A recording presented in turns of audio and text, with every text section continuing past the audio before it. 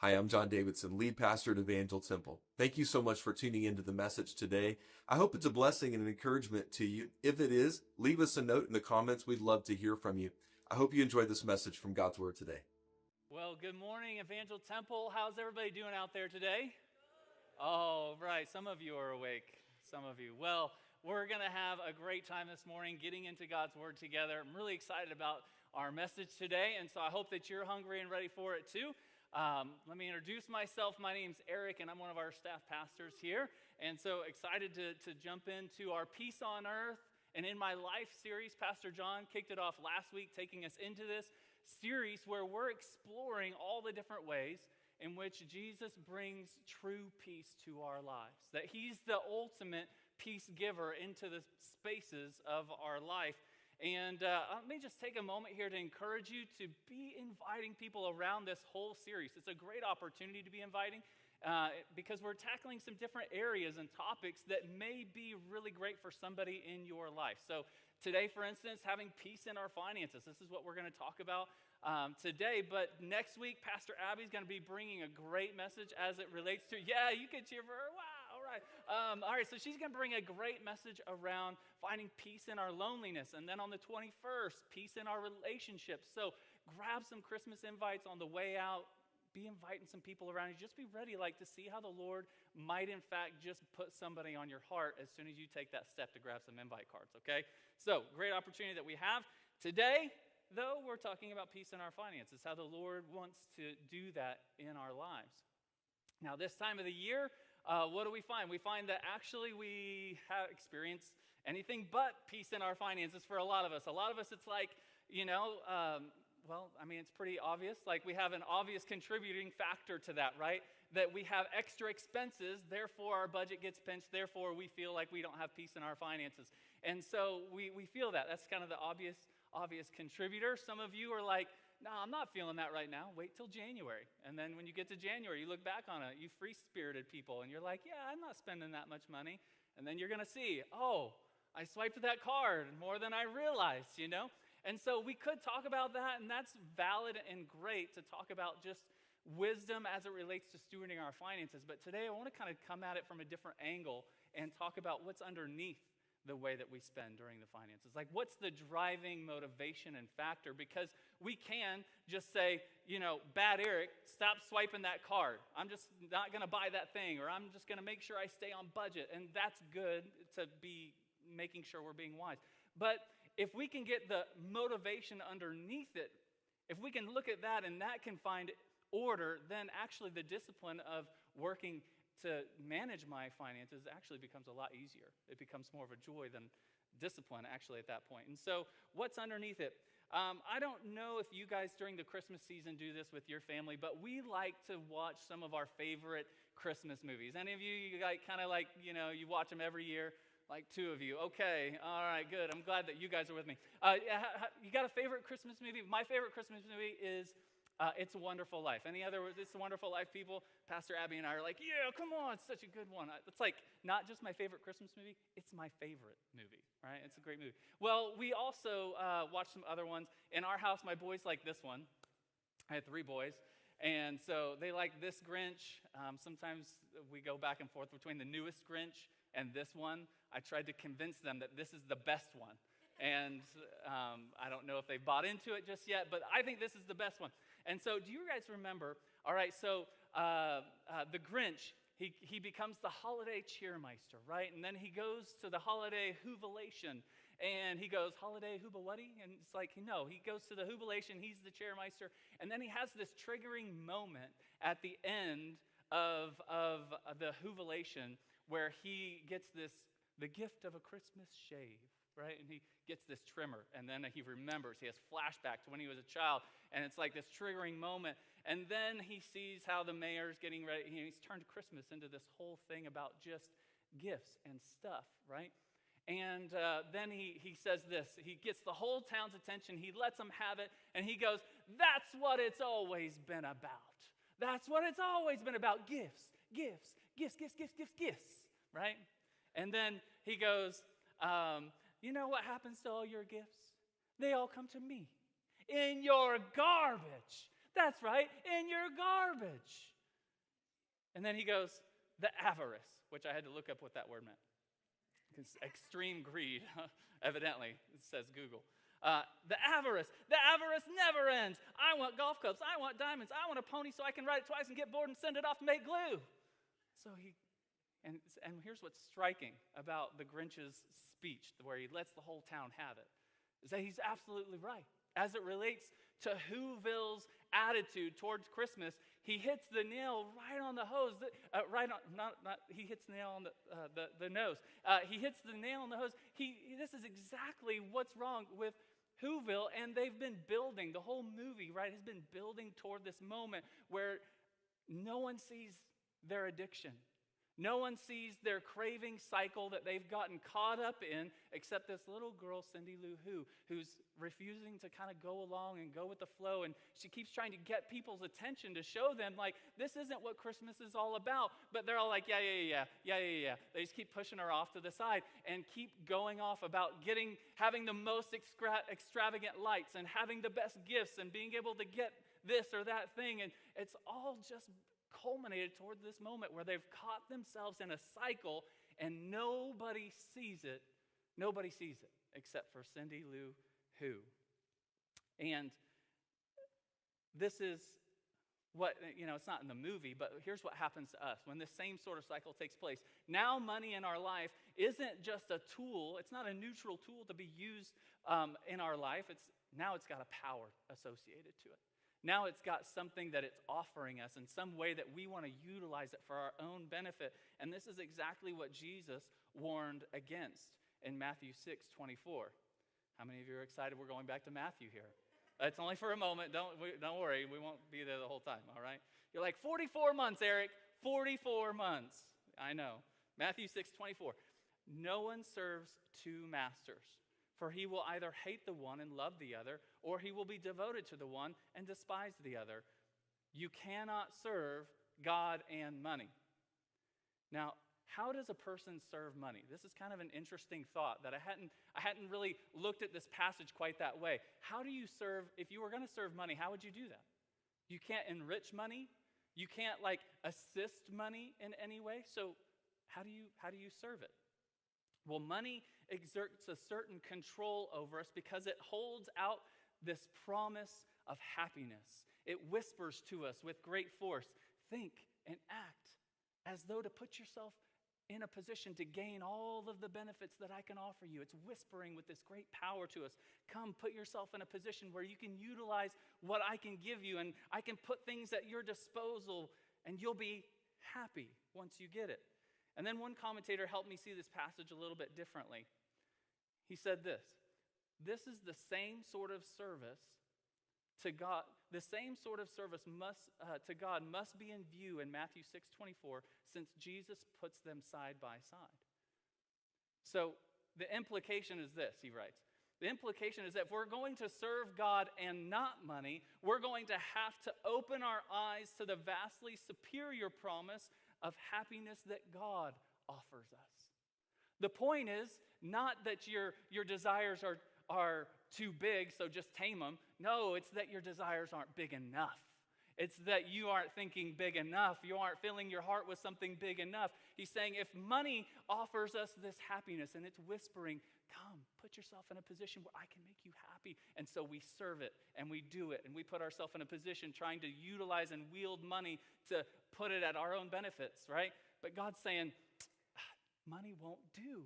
It won't do. It's a black hole. In fact, Jesus is saying, but I'm not a black hole. I'm enough. If you would just see me as the most beautiful. And so here's the key that we're going to come back to again and again in this message. And the key is not about having more money to have financial peace. It's not about even just having the act to be able to wrangle your budget into submission. No, it's this. And a writer said it like this. The only way to change what the heart has found to be most beautiful is to give it something more beautiful. The only way to change what your heart has found to be beautiful, what's captivating your affections, is to give it something even more beautiful. And I think that that's what Jesus meant when he was talking about that you can't serve God and money. So let's look for a moment here at ancient Israel here. After they've left Egypt, we're going to go to Numbers 11, and they're going to become sort of a case study here for us, Israel and how they've left Egypt and what's happening in them during this time. It's going to be kind of an interesting thing to see how their cravings become sin and how ours are like theirs. So we're going to read that together. We're going to go read verses 4 through 6 and then verses 18 through 20. But I encourage you, read that whole chapter at some point. It's kind of a fascinating study just to look at all of it together in context. Well, starting verse 4 here. The foreign rabble who were traveling with the Israelites began to crave the good things of Egypt. And the people of Israel also began to complain. "Oh, for some meat," they exclaimed. "We remember the fish we used to eat for free in Egypt. And we had all the cucumbers, melons, leeks, onions, and garlic that we wanted. But now our appetites are gone. All we ever see is this manna." Now remember, God has, through miraculous signs and wonders, moved Israel out of Egypt, and now he's providing for them in the wilderness as he's getting ready to lead them into the promised land that he has for them. And how has he sustained them? Well, every day he's provided for them this manna that they can gather for the day. And so they go and gather it, and it's enough. It's sustaining them. It's giving them what they need, all that they need. And yet they're dissatisfied with it now. And so the Lord said to Moses, verse 18, "Say to the people, 'Purify yourselves, for tomorrow you will have meat to eat. You were whining, and the Lord heard you when you cried. Oh, for some meat. We were better off in Egypt. Now the Lord will give you meat, and you will eat of it. And it won't be for just a day or two, or 5 or 10, or even 20. You will eat of it for a whole month until you gag and are sick of it, for you have rejected the Lord who is among you, and you have whined to him, saying, why did we ever leave Egypt?'" Now, there's a lot of problems happening in these passages, and we're going to tackle just a couple of them. First problem that we see is that sin becomes spiritual slavery. Sin is spiritual slavery. In particular, what they are dealing with is this envy, this sinful envy that is keeping them from enjoying anything that they have. And that's what envy does for us too. It keeps us from enjoying anything that's right here at our disposal. We're discontent with that which we have. We're not thankful for that which we have. We look right past the good to see fault with it. That's what envy drives us to do. Look at verse 6 again. "But now our appetites are gone. All we ever see is this manna." Now, this is kind of an interesting thing about this little verse here. This translation in the NLT doesn't exactly capture the weightiness, the intensity of their complaining. They're not just saying, "Oh, I just kind of sort of am tired of leftovers. I don't really, or I just wish I kind of didn't have Thanksgiving food right now." A lot of us, we probably just got done with Thanksgiving food. I'm kind of done with Thanksgiving food after you've had it for a week. That's not what they're saying. The Hebrew term that they use is nephesh, for soul or our being, our strength. And here's what they're saying. My life force is drying up. I'm going to die if I don't get meat. If I don't get this, my life is going to fall apart. My soul is drying up. And the New King James Version, I think, probably captures it best. It says, now our whole being is dried up. They were telling themselves something. They were talking to themselves. They were preaching to their own heart. We're all talking to ourselves all the time, aren't we? And this is what they were saying. If I don't get this, I'm going to die. If you don't come through and give me something different, I'm going to dry up. And this is where we begin to see that now they're enslaved to that thing. They're now enslaved to that passion, that craving, because they're no longer in control. They're not calling the shots. They're driven by this thing. They're now controlled by the object of their desire, and they're enslaved to it. And now what happens next? Remember, we read in verse 20, you won't have it for just a few days. You'll have it for a whole month until you gag and are sick of it, for you have rejected the Lord. Again, let me direct your attention to the New King James here that captures again the weightiness of the intensity of the language. You shall eat of it, until it comes out of your nostrils and becomes loathsome to you because you have despised the Lord. So the Lord gives them over to their cravings. Their craving, and it becomes this enslaving addiction dynamic that now has taken place, that's begun to set in for them. Tim Keller put it like this: though not all addiction is only just sin, all sin leads to addiction. Why is that? If we think about that for a moment, why is that? It's because our heart, we are insatiable worshipers. We will worship something. We'll take something and live for it. You can't help but live for something. You can't help, you might not call it worship, but that's what you're doing. You're worshiping something. Something's at the center of your being, and your heart is an inferno. It's this blazing furnace that will consume. It'll consume everything. It'll burn it all up, and it'll just want more, and it'll want more, and it'll want more, until you finally center it on the thing that it was made for. So what happens with sin is that now you find that that thing didn't satisfy, and so you need more of it, and you've got to get more, and you're dissatisfied even more, and so you find another way. And so sin isn't just an act, right? Sin is anytime we put something in priority over God. So even good things can become sinful in our lives. And so sin isn't, we like to think of sin as just like, it was like this one bad thing I did that one time. Or that, yesterday, or whatever it might have been. It's that thing that I did that was bad. It's not just the thing that you did that it was bad. It's a power that now you've introduced into your life. It's a power that you've now unleashed, that the more you indulge it, the more it undermines your ability to even will the good. It undermines your ability to even do the good thing. And so it's this cycle that takes you even deeper away from the good thing. When you say, Eric, I don't know if I see that. Here's how the addiction cycle works. The agent promises a sense of liberation and escape. That thing that you're craving, whatever it might be, it promises something to us, right? Liberation, escape, a sense of feeling fulfilled, and so we do it. We indulge it. We pursue it. And then 2, we enter into the tolerance effect. So now what you had yesterday isn't enough for tomorrow, and tomorrow it's not enough the next day, and you've got to have more, and it just continues to go deeper with a tolerance effect. And then number 3, you move to denial.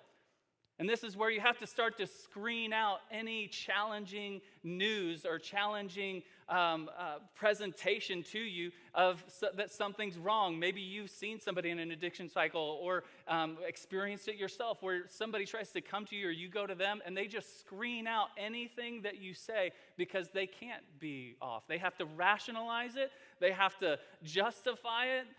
They say things like, oh, it's not really that bad. I'm not hurting anybody anyway.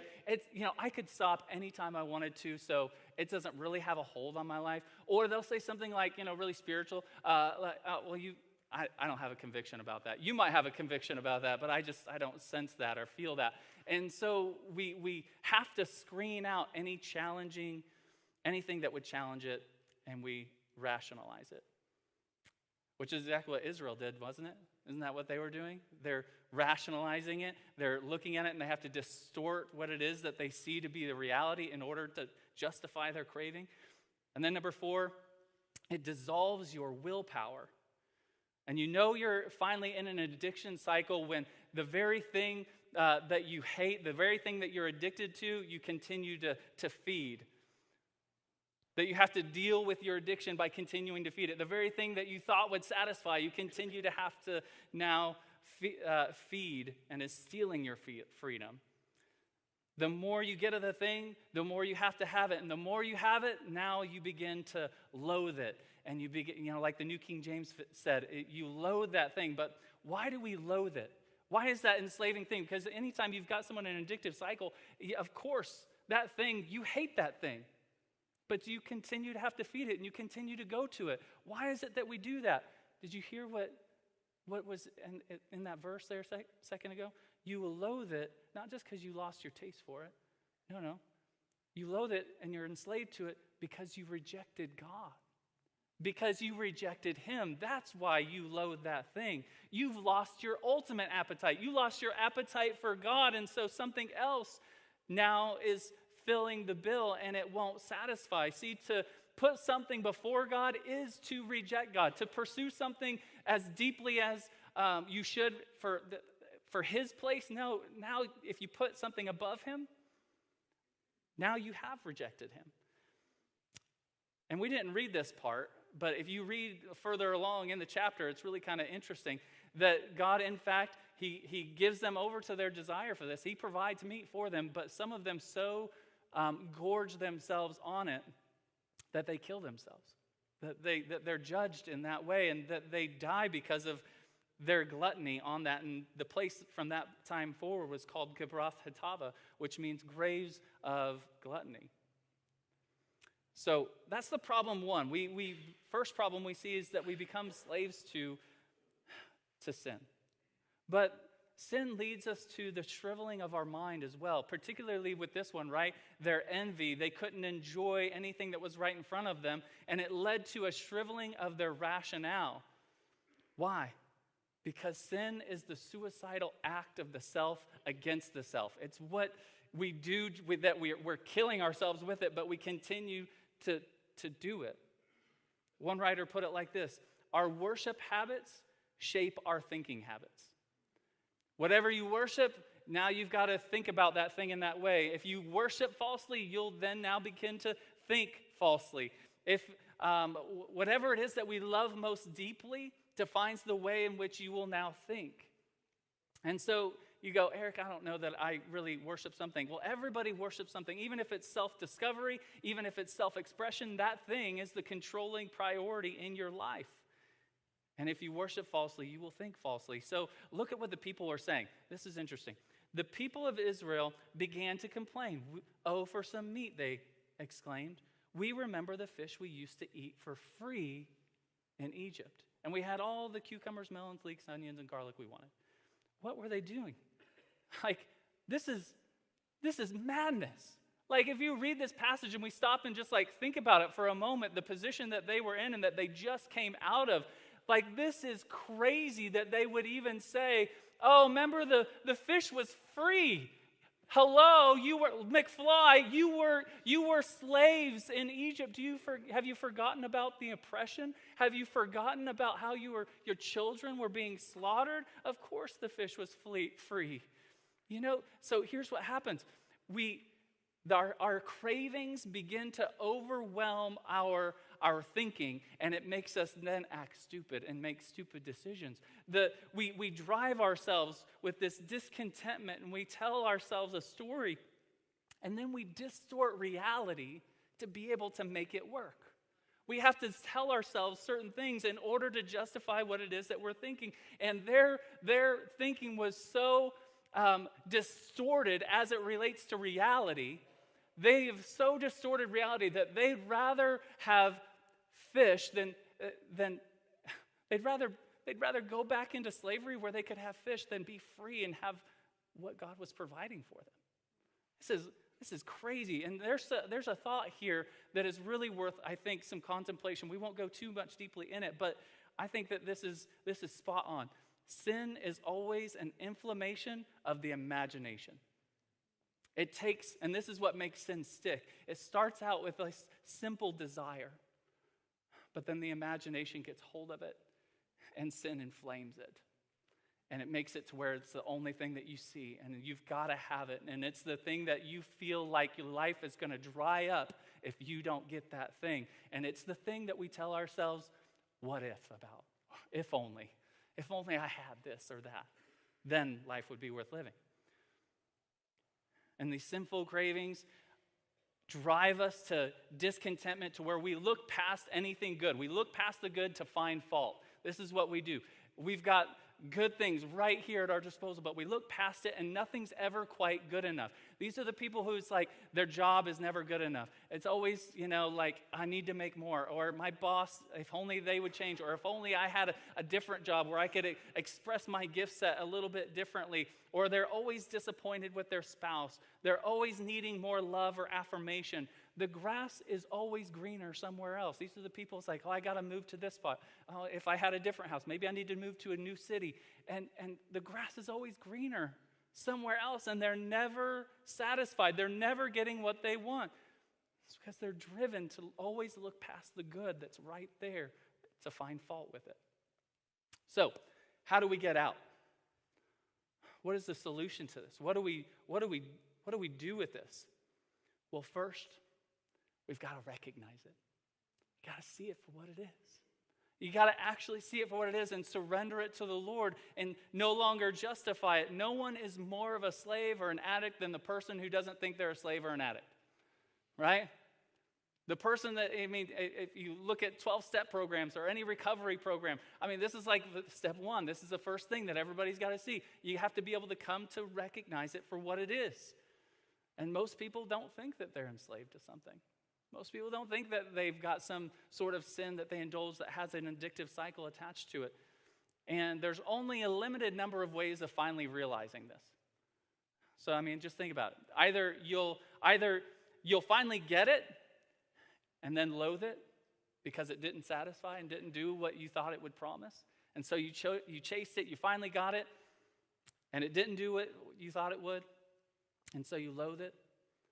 Or you'll continue to crave it, feeling unsatisfied and discontent, kind of going through life, just continuing to tell yourself, I just got to work a little harder, and then if I can get it, then it'll be all good. If I just go a little bit further, and you keep selling yourself the lie of, I just got to go a little further, and then I'll be able to have it, and then everything will be good. And you hear a message like this, and you go, yeah, that's true, so-and-so, but not for me. Nah, that might be true of somebody else, but not for me.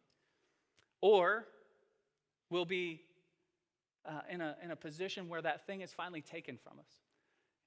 And then we finally come to realize, oh, that thing was taken from us. And it's only in its absence that you finally realize the controlling priority that it had in your life, the controlling power that it had in your life, because now it's finally been taken from you, or you lost something. That sin caused you to finally lose something that was of importance and value in your life, and now you go, wow, this thing destroyed it. This thing destroyed it. And now I have to reckon with it. So we have to recognize it. That's job one. Second thing, this might seem overly simplistic, but I'm telling you, it's so powerful. Jesus' beauty has to become enough for us. Jesus' beauty has to become enough, like who he is, not what he can do for you, okay? I'm not saying that you come to Jesus and he'll do this, and then you'll be happy. That's manipulation, that's transactional, that's not a relationship with God. I'm just saying in who he is, him in himself, his character, his beauty, his nature, just that's enough. You remember where Moses said this earlier? You shall eat until it comes out your nostrils. It's kind of a crazy image.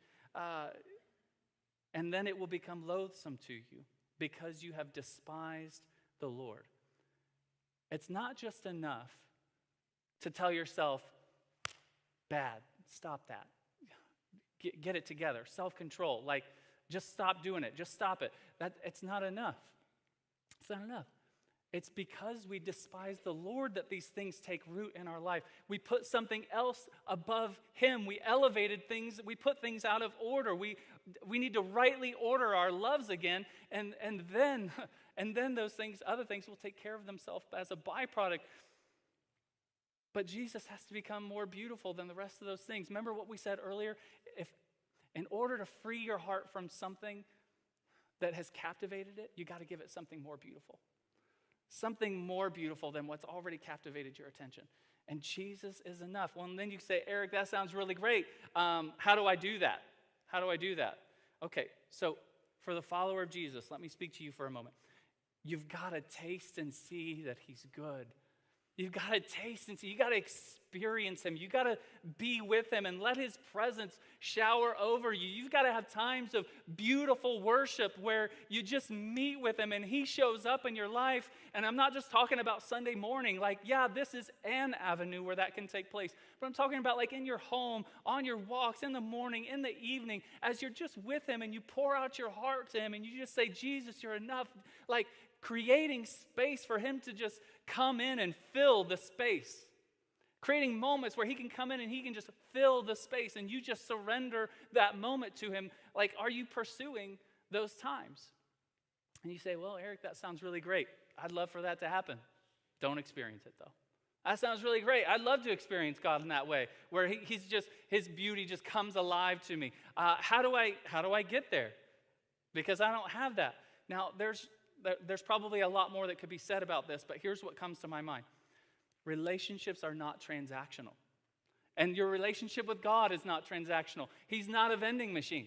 You don't get to go like, oh, put in the quarter of my time. Now you put out, God. All right, I did this. Now you put out. I gave in the offering. Now you do this. I showed up to church. Now you do this. I started serving. Now you do this. Like, God does not owe you anything. He does not owe us anything.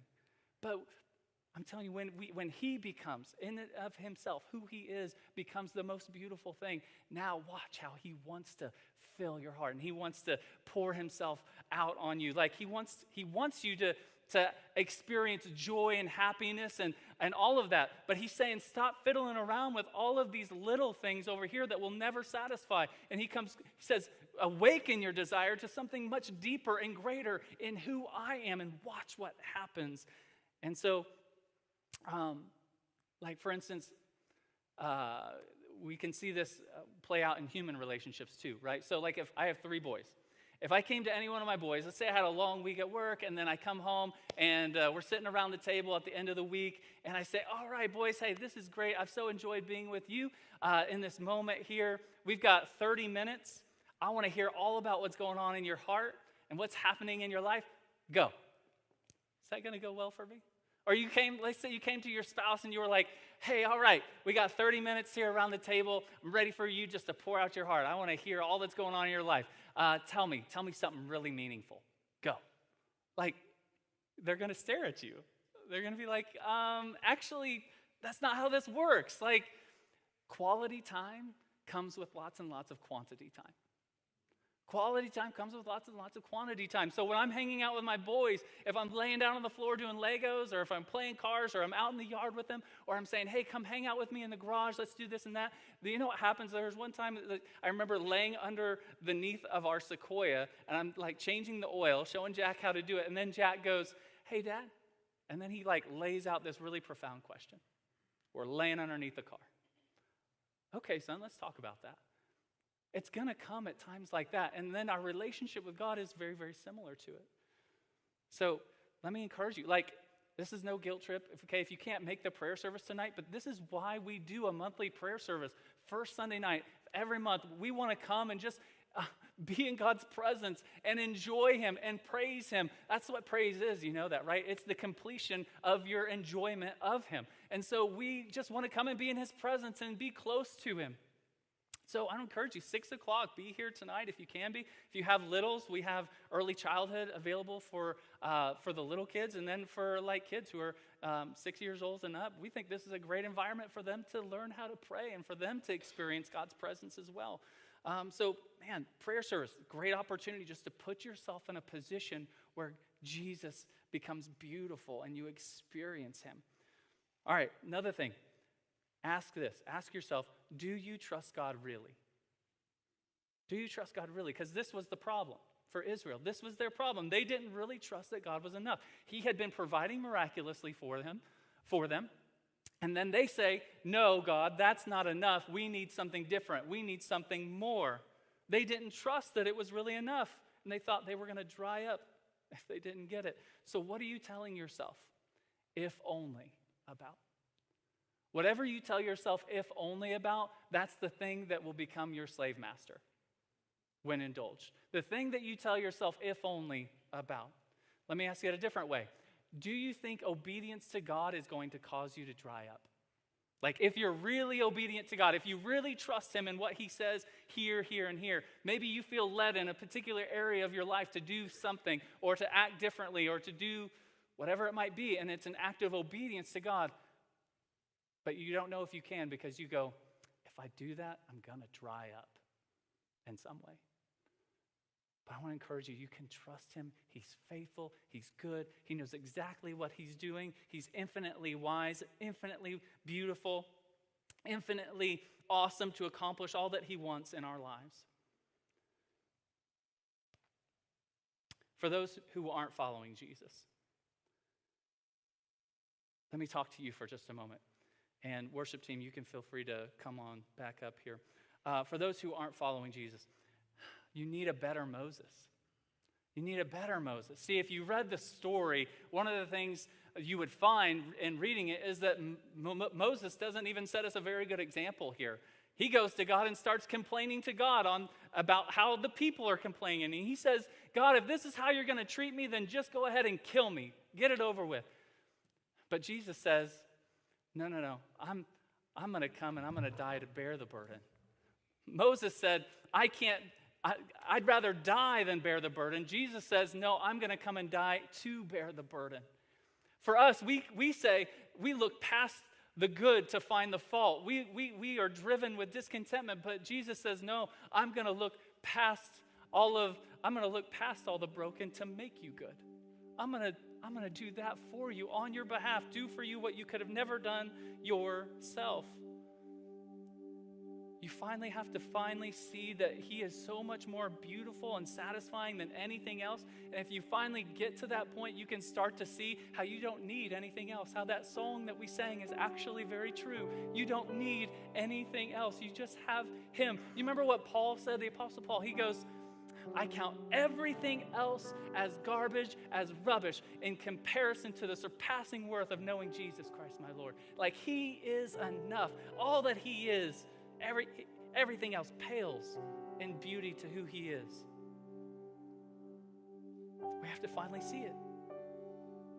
The only way to free ourselves, to free our heart from something that it has found captivating, is to give it something more beautiful. And Jesus is the only thing that will do. So as I close here, if that's you today and maybe you're in a space today where you found that your cravings are out of order in your life and that it's destroying you and you're caught in maybe some sort of cycle, maybe it's internal and nobody even knows about it, but you know it's in your heart, then today is your day to bring it and surrender it to Jesus. Maybe you found that sin is always taking you further than you wanted to go, and it's keeping you longer than you wanted to stay, and it's making you pay more than you ever wanted to pay, and you're going, man, I am caught up in this. What do I do about it? Good news. Jesus is right here to meet you today, and he wants to bring freedom. He wants to break the chains of the slavery that have captured your heart. He goes, that's the old life. He goes, I've got a new life for you. I want you, it'll be like being born all over again. That's what he wants you to experience, to where those things no longer are the enslaving power in your life that they once were. You can have it different. For the Christian in here, maybe you've gone down a path and you've discovered, I've gotten things out of order. Today's the day. Bring it back and surrender it to him and say, no, he's faithful and just to forgive those who bring it to him. The Bible says that God made him who knew no sin, that is Jesus. God made him who knew no sin to be sin for us on our behalf, that we might become the righteousness of God, that you might be reconciled to him. That's what he wants to do for us. That's what he wants to do for you. But you got to call. You got to surrender. You got to be the one to look to him. Romans 10:13, everyone who calls upon the name of the Lord will be saved. It's beautiful. But you call on him. Here in a moment, I'm going to pray. And if that's you in here, and you, whatever it might be, whether you're a Christian, not a Christian, and you go, I need to surrender some things to him, I'm going to pray for you, but don't just listen to me pray. All right? That's weird. You pray. You call on him. You bring that thing to him, and you say, okay, today's the day, Jesus, I'm surrendering it to you. I don't want it to have a capture. I don't want to be held captive by this thing any longer. You bring it to him as we pray. Okay, Lord, this morning we look to you. We surrender our hearts and all that we are to you. There are other things that are in competition for our affections and for our deepest joy, but Lord, it can only be satisfied in you. I pray for those who are far from you this morning, who have found themselves in this place this morning, finding that they are in a cycle of craving and never ever being satisfied. I pray that today they'd turn their sight to you, and that they'd be satisfied completely in who you are, and that you would meet them, and that you would change them from the inside out, and it'd be different from this day forward. Jesus, do in them what only you can do, and what we cannot do for ourselves.